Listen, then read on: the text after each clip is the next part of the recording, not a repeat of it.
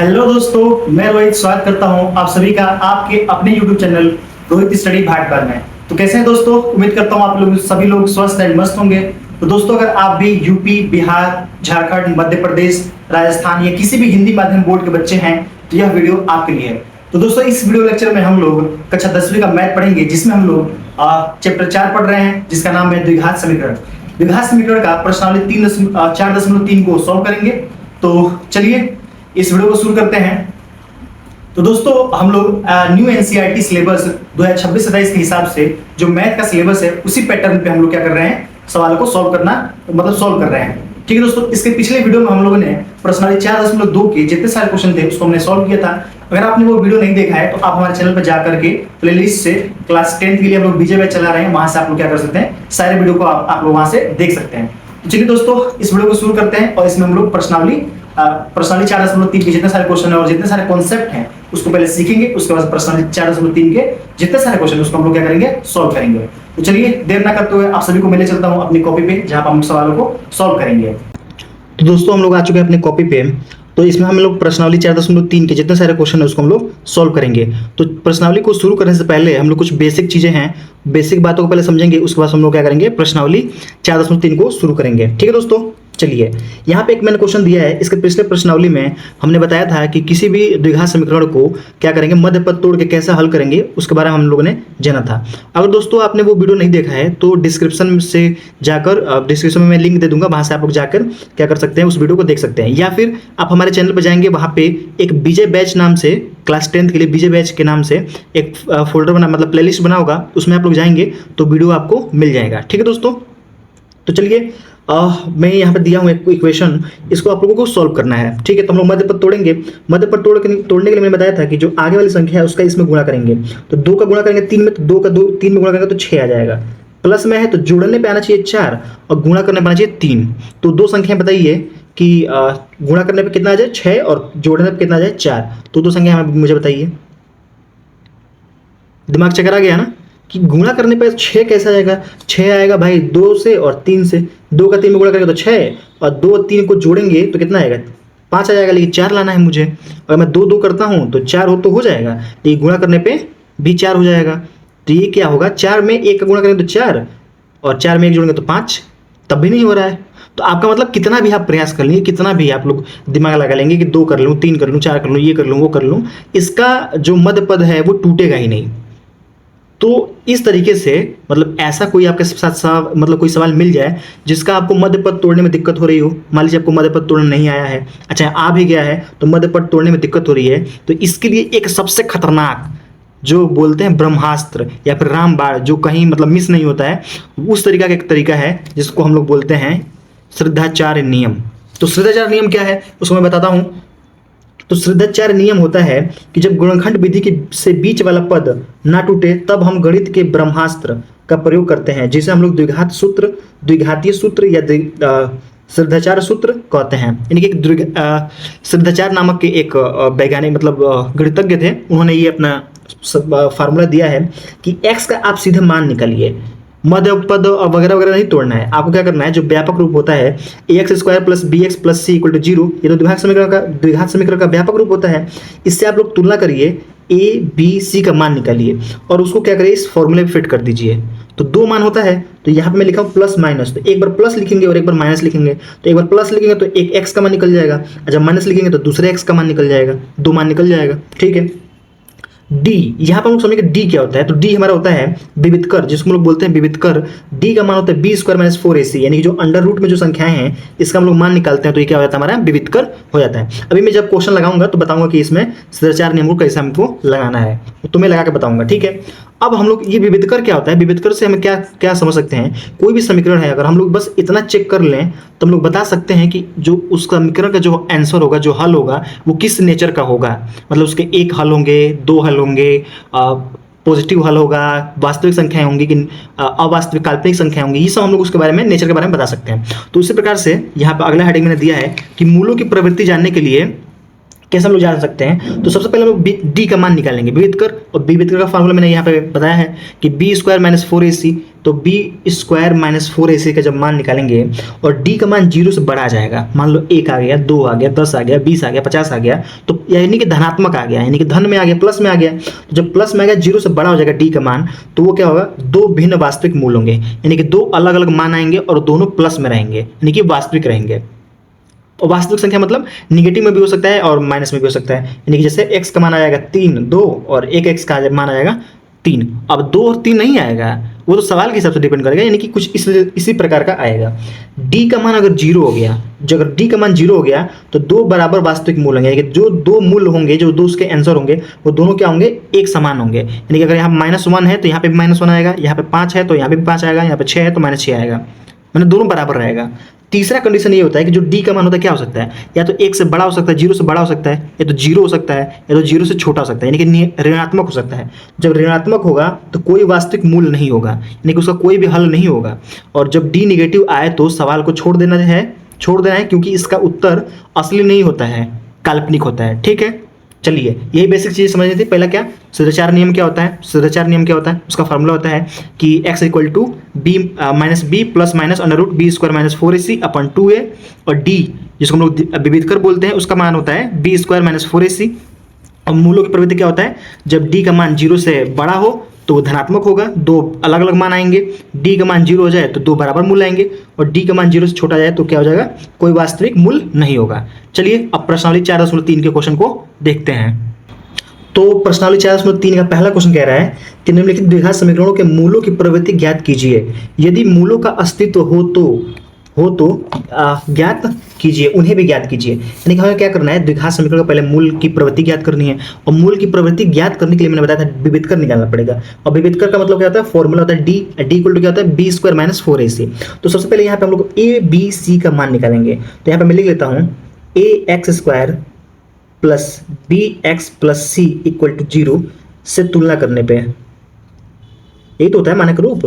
तो तुलना जब हम करेंगे करने पर, बार बार ये लाइन नहीं लिखूंगा, एक बार लिख दिया हूं ये बहुत है। ठीक है, चलिए तो जब मैं यहाँ पे लिख दिया हूं तो यहाँ पे ए का मान कितना हो जाएगा, यहाँ पे ए का मान हो जाएगा 2, यहाँ पे ए का मान हो जाएगा 2, और बी का मान हो जाएगा -3, और सी का मान हो जाएगा 5। ठीक है, जब डी का फॉर्मूला लिखेंगे तो क्या होता है, बी स्क्वायर माइनस 4ac, यही तो होता है, अभी मैंने फॉर्मूला बताया था।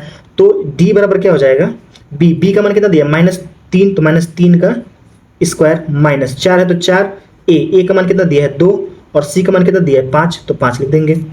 तो डी बराबर हो जाएगा, माइनस का स्क्वायर करेंगे तो प्लस, और 3 का स्क्वायर करेंगे तो 9 माइनस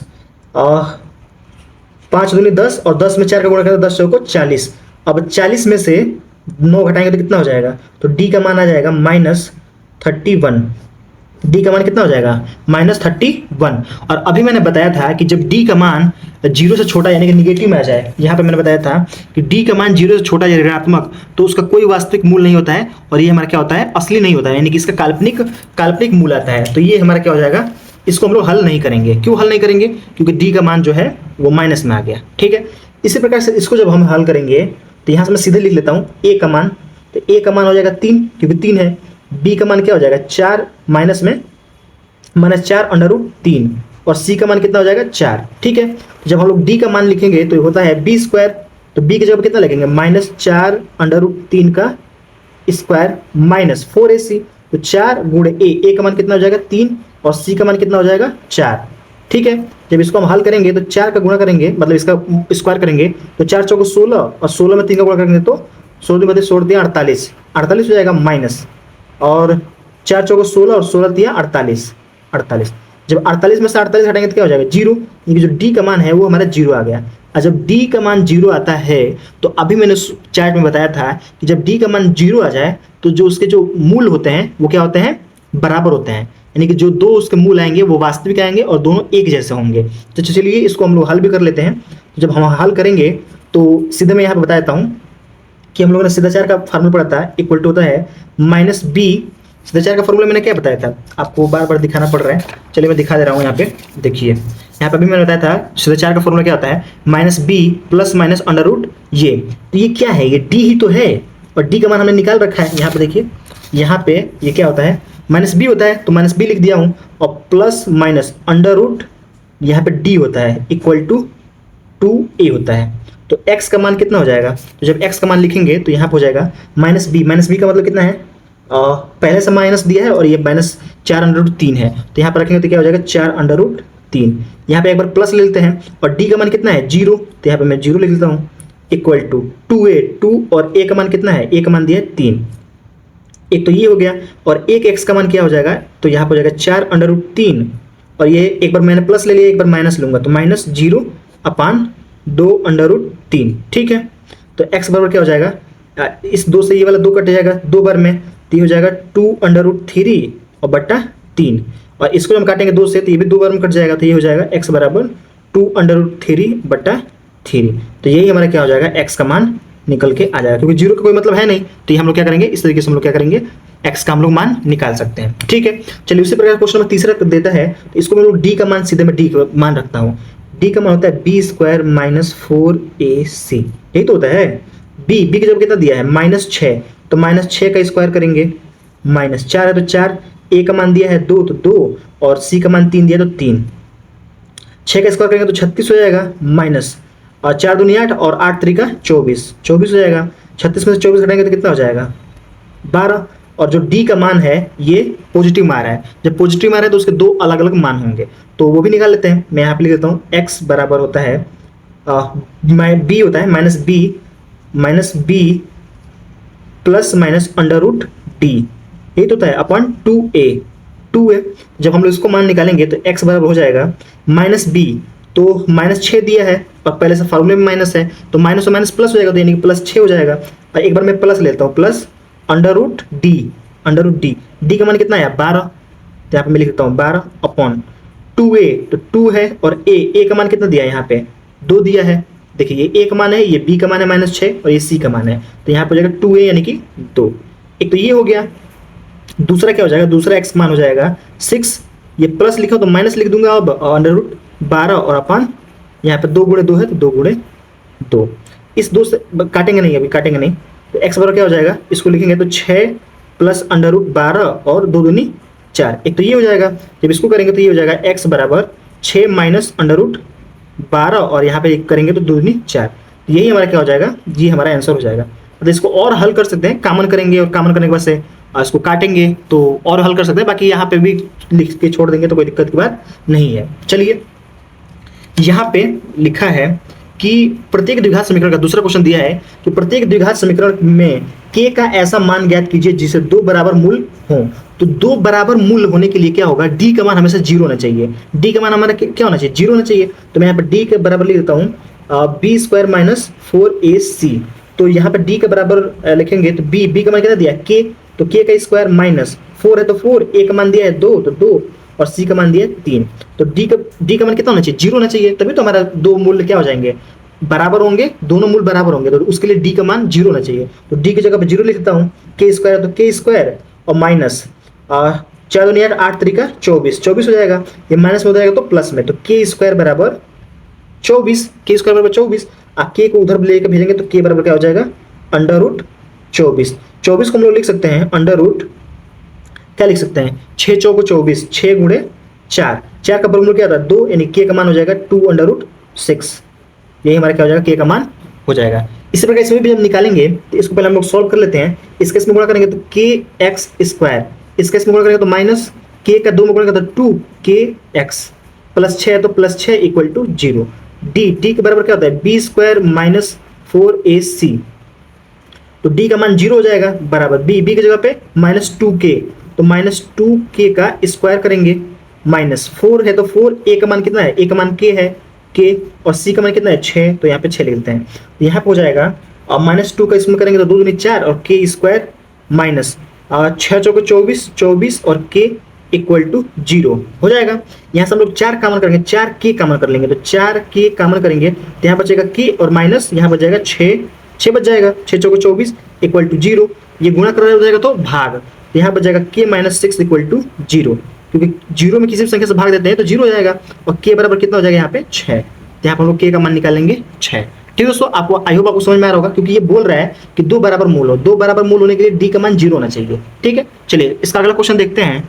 तीसरा क्वेश्चन इसमें कह रहा है कि क्या एक ऐसी आम की बगिया बनाना संभव है जिसकी लंबाई चौड़ाई से 2 गुनी हो और उसका क्षेत्रफल इतना हो? यदि है तो उसकी लंबाई और चौड़ाई ज्ञात कीजिए। तो देखिए हम लोग यहाँ पर मानेंगे, मैं मान लेता हूँ, माना क्या है, एक बनाना है हमें, क्या बनाना है, एक आम की बगिया बनाना है। तो लंबाई चौड़ाई से 2 गुनी है, तो मान लेता हूँ मैं, माना चौड़ाई x है, तो लंबाई कितनी हो जाएगी? तो लंबाई क्या हो जाएगी? लंबाई चौड़ाई से 2 गुनी है तो 2x हो जाएगा। ठीक है, उसका क्षेत्रफल कितना है? 800 है। तो क्षेत्रफल कैसे निकलते हैं? लंबाई गुणे चौड़ाई, देखिए x गुणे 2x का जब गुणा करेंगे तो कितना आ जाएगा? 800 मीटर आ जाएगा। इसका जब गुणा करेंगे तो 2x² इक्वल टू 800। जब 2 से काटेंगे तो ये कटेगा 400 बार में, तो x बराबर कितना आ जाएगा? Under root 400। तो x का मान कितना आ जाएगा? ये हमारा आ जाएगा 20। x का हमारा मान कितना आ जाएगा? x का हमारा मान आ जाएगा 20। आई होप दोस्तों आपको इस समझ में आ रहा होगा। देखिए हमने क्या किया है कि लंबाई गुणे चौड़ाई 2 में इसमें गुणा करके 2x² इक्वल टू 800। तो 2 से काटेंगे तो 400 और ये इधर स्क्वायर हो जाएगा तो कर्णिम हो जाएगा। तो 400 का वर्गमूल कितना होता है? 20। यानी कि उसकी जो लंबाई हो जाएगी, लंबाई यहाँ पे ले लेता हूँ, उसकी लंबाई हो जाएगी 2x, यानी कि ये हो जाएगी 2 गुणे 20, यानी कि 2 दूनी 4, 40 मीटर। ठीक है, और जो उसका चौड़ाई है, चौड़ाई कितना हो जाएगा? तो चौड़ाई तो x ही है, यानी कि 20 मीटर, और यही हमारा आंसर हो जाएगा 40 और 20। ठीक है दोस्तों, चलिए क्वेश्चन नंबर 4 दिया है कि निम्न स्थिति संभव है क्या? यदि है तो उसकी वर्तमान आयु ज्ञात कीजिए। 2 मित्रों की आयु का योग 20 है, तो मानेंगे पहले मित्र की आयु, पहले मित्र की आयु मान लेंगे x, और दूसरे वाले का क्या मानेंगे? जब दोनों का योग दिया है तो दूसरे वाला क्या हो जाएगा? दोनों का योग 20 है, तो एक का x है तो दूसरा क्या हो जाएगा? 20 माइनस x। ठीक है, अब क्या करें? 4 वर्ष पूर्व उनकी आयु का गुणनफल 48 था। 4 वर्ष पूर्व, तो यहाँ पे मैं लिखूंगा 4 वर्ष पूर्व 4 वर्ष पूर्व निकालेंगे इस वाले मित्र का, तो x माइनस 4 हो जाएगा, -4। और जब दूसरे वाले का निकालेंगे 4 वर्ष पूर्व, यहाँ पे दूसरे वाले का, तो क्या हो जाएगा? इसमें से भी 4 करेंगे तो 20 माइनस x माइनस 4। ठीक है, अब यहाँ पे क्या कह रहा है कि दोनों का गुणनफल, यानी कि पहला क्या है? x माइनस 4, और दूसरा क्या है? 20 में से 4 काटेंगे तो 16 और माइनस x। इन दोनों का जो गुणनफल है वो कितना आ रहा है? 48 आ रहा है। ठीक है, तो जब इसको हम गुणा करेंगे तो x का गुणा करेंगे 16 में तो 16x, और माइनस प्लस, और माइनस का गुणा करेंगे तो माइनस, और x का x करेंगे तो x², माइनस और प्लस गुणा करेंगे तो माइनस, 16 का 4 गुणा करेंगे तो 16 चौका 64, और माइनस गुणा करेंगे तो प्लस, और 4 में x का गुणा करेंगे तो 4x इक्वल टू 48। ठीक है, चलिए माइनस x इन सबको उधर भेज लेते हैं, तो इधर हो जाएगा x², ये उधर चला जाएगा, और 16 और 4 20, तो ये भी माइनस 20x, ये उधर जाएगा तो प्लस 64, और ये पहले से 48 है ही, इक्वल टू 0। तो x² माइनस 20x, इन दोनों का करेंगे प्लस, तो 8 4 12 का 2 हाथ में लगा लिए, और 6 4 10 और 1 11 इक्वल टू 0। तो अब हमें 2 संख्या ऐसे ज्ञात करनी है कि गुणा करने पे आ जाए कितना? 112, और क्या करने पे जोड़ने पे आ जाए 20। तो 2 संख्या हमें ज्ञात करनी है। चलिए मैं 2 संख्या बताता हूँ। तो जब हम इसको सिद्धाचार विधि से लगाएंगे तो यहाँ पे हम लोग x का सीधे मान लिखते हैं, तो क्या होता है? माइनस b, तो पहले से माइनस है और फार्मूले में भी माइनस है, तो प्लस 20 हो जाएगा, प्लस माइनस अंडर d होता है, और d का मान क्या होता है? b², यानी कि माइनस b का स्क्वायर, यानी कि 40 का स्क्वायर करेंगे, माइनस क्या होता है? मैं देखिए फॉर्मूला मैं बार बार बता रहा हूँ कि फॉर्मूला बहुत जरूरी है। देखिए एक तो minus b plus minus under root b² minus 4ac। तो जब हम यहाँ पे लिखेंगे b², तो b का मान कितना है? 20 है, 20 का जब स्क्वायर करेंगे तो यह जाएगा 2 दूनी 400, और माइनस 4ac, तो 4a का मान कितना दिया है? 1, और c का मान कितना दिया है? 112, और अपान यहाँ पे हो जाता है 2a, तो 2 और a की जगह पे 1 है तो 2 ही रहेगा, कोई दिक्कत की बात नहीं है। तो x का मान हो जाएगा 20 प्लस, जब इसका हम करेंगे तो 4 का इसमें गुणा करेंगे तो ये हो जाएगा 4 में 2 का गुणा 4 दूनी 8, और 4 एकनम 4, और 4 एकनम 4। ठीक है, जब इसको हम करेंगे तो ये आ जाएगा माइनस 48 और बटा 2। अब यहाँ पे हम लोगों को क्या करना था? इसको सिद्धाचार को लगाने से पहले हमें d का मान चेक कर लेना था कि d का मान क्या होगा। यहाँ पे देखिए जब हम लोग यहाँ पे d का मान निकाल रहे हैं, b² माइनस 4ac, तो 4 गुणे 1 गुणे 112, 112 का 4 गुणा करते 400 48 हो जाएगा, और जब 400 में से 448 घटाएंगे तो -48 हो जाएगा। और जब मैंने बोला था डी का मान जब माइनस होता है तो उसका कोई असली वैल्यू नहीं आता है, तो ये वही बताना था कि क्या संभव है, क्या स्थिति संभव है, तो स्थिति ही संभव नहीं है, स्थिति ही संभव नहीं है, गलत है। तो यहीं पे हमारा आंसर हो जाएगा, हम लोग लिखेंगे स्थिति सही नहीं है। क्यों नहीं है? क्योंकि जो डी का मान है वो निगेटिव में आ रहा है, यानी कि 0 से कम आ रहा है। देखिए यहाँ पे मैंने डी का मान निकाला, ये डी ही तो होता है, जब डी का मान निकालें तो कितना आ गया, माइनस में आ गया। तो इसी प्रकार से स्थिति सही नहीं है। पहले हम लोग इस तरीके से समीकरण बनाएंगे, यहाँ तक हम जाएंगे, यहाँ जाने के बाद ये ना करके सीधा 4 विधि ना लगा के सीधा हम डी का मान निकालेंगे, और जब डी का मान निकालेंगे तो वो सीधे वहीं से पता चल जाएगा। तो यहाँ पे हम लोग लिखेंगे चूंकि डी का मान डी लेस देन 0 है, इसलिए नेगेटिव मूल होंगे, मतलब असली नहीं होंगे, काल्पनिक होंगे। ठीक है, चलिए इसी प्रकार से क्वेश्चन नंबर 5, इसमें हम लोग आएंगे कि परिमाप 80 सेंटीमीटर है तथा क्षेत्रफल 400 मीटर है, एक पार्क को बनाना संभव है, यदि है तो उसकी लंबाई और चौड़ाई ज्ञात कीजिए। तो देखिए पहले हम लोग क्या करेंगे, समीकरण बनाएंगे। तो समीकरण बनाने के लिए क्या होता है, अगर मान लेते हैं हम वो एक कोई ऐसा आयताकार है, ठीक है, अगर आयताकार है तो अगर उसका लंबाई और चौड़ाई, परिमाप क्या होता है, परिमाप होता है तो किसी भी उसका परिमाप होता है, मैं परिमाप ही ले देता हूं, परिमाप होता है लंबाई धन चौड़ाई गुणे 2, लंबाई धन चौड़ाई गुणे 2। तो मान लेता हूं मैं लंबाई x है और चौड़ाई को हम क्या मानते हैं, तो चौड़ाई को क्या माने, तो चौड़ाई को मान लेते हैं कुछ भी मान लीजिए, उससे कोई दिक्कत की बात नहीं है। चलिए मैं यहाँ पे कुछ भी यहाँ पे लिख लेता हूँ, चौड़ाई को चौड़ाई रहने देते हैं, तो यहाँ पे लंबाई को बस मैं मान लेता हूँ, ये हमारी हो जाएगी लंबाई और चौड़ाई को हम लोग कुछ वैसे रहने देते हैं। तो परिमाप 80 हो जाएगा, तो 80 लिख देते हैं इक्वल टू लंबाई, तो लंबाई को हमने क्या माना है x, तो x प्लस चौड़ाई को तो चौड़ाई रहने देते हैं गुणे 2, ये 2 गुणा कर जाएगा तो भाग, तो यहाँ पे क्या हो जाएगा x प्लस चौड़ाई बराबर कितना हो जाएगा, x प्लस चौड़ाई बराबर कितना हो जाएगा 40। तो चौड़ाई का मान कितना आ जाएगा, तो चौड़ाई का मान आ जाएगा हमारा, ये प्लस में है उधर जाएगा तो माइनस में, यानी कि 40 माइनस x। ठीक है, यानी कि हमने माना है, यहाँ पे मैं लिख देता हूँ लंबाई को हमने माना है, माना जो लंबाई है वो x है, तो हमने यहाँ पे रख दिया x प्लस चौड़ाई इंटू 2, फॉर्मूला आता है, ये तो फॉर्मूला होता है, आयत का परिमाप कितना होता है, लंबाई धन चौड़ाई गुणे 2। तो ये 80 दिया था परिमाप, तो 80 रख दिया हूँ, 2 से यहाँ पे भाग करेंगे तो 40 हो जाएगा, तो x प्लस चौड़ाई इक्वल टू 40, तो चौड़ाई कितना हो जाएगा 40 माइनस x। ठीक है, अब क्षेत्रफल कह रहा है, क्षेत्रफल क्या होता है, लंबाई गुणे चौड़ाई, क्षेत्रफल यहाँ पे क्या होता है, लंबाई और गुणे चौड़ाई, तो लंबाई गुणे चौड़ाई होता है क्षेत्रफल। तो जब लंबाई और चौड़ाई करेंगे तो क्षेत्रफल कितना दिया है 400, तो 400 लिख देंगे बराबर लंबाई कितना है x और चौड़ाई कितना है, तो 40 माइनस x ये है। जब इसका गुणा करेंगे तो इसका इसमें गुणा करेंगे तो 40x और माइनस और प्लस, माइनस x का x में करेंगे तो x स्क्वायर इक्वल टू 400।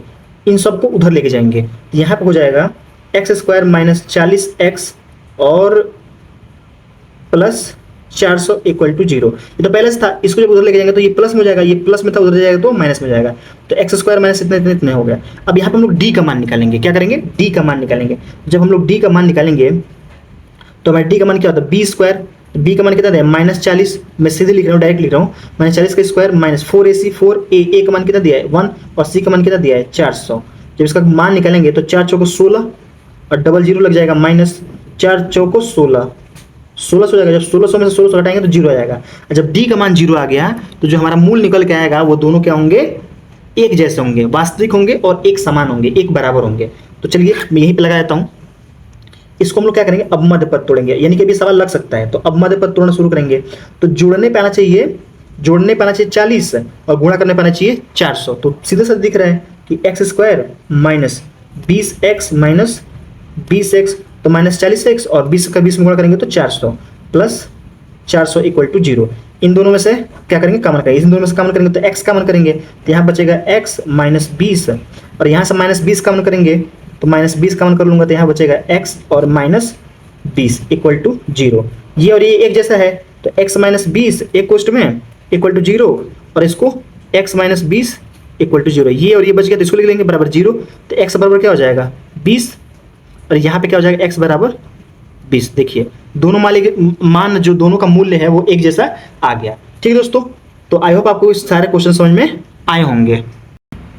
तो आई होप दोस्तों आपको सारे क्वेश्चन समझ में आ गए होंगे। अगर दोस्तों आपको किसी भी क्वेश्चन में किसी भी प्रकार का डाउट है तो आप लोग कमेंट कर सकते हैं, जिसका आंसर मैं जरूर दूंगा। ठीक है दोस्तों, तो मिलते हैं नेक्स्ट वीडियो में, जिसमें हम लोग चैप्टर 5 पढ़ेंगे, जिसका नाम है समांतर श्रेणी।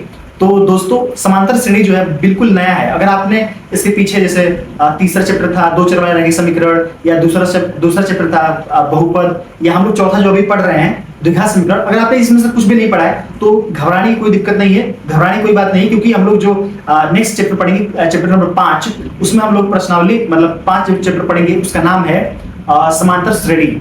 तो उसमें आप लोग जुड़िए और बिल्कुल ही बहुत पहले हम लोग उसका बेसिस समझेंगे कि समांतर श्रेणी होता क्या है, उसके बाद हम लोग उसको शुरू करेंगे। तो चलिए दोस्तों, मिलते हैं नेक्स्ट वीडियो में, तब तक के लिए जय हिंद, धन्यवाद।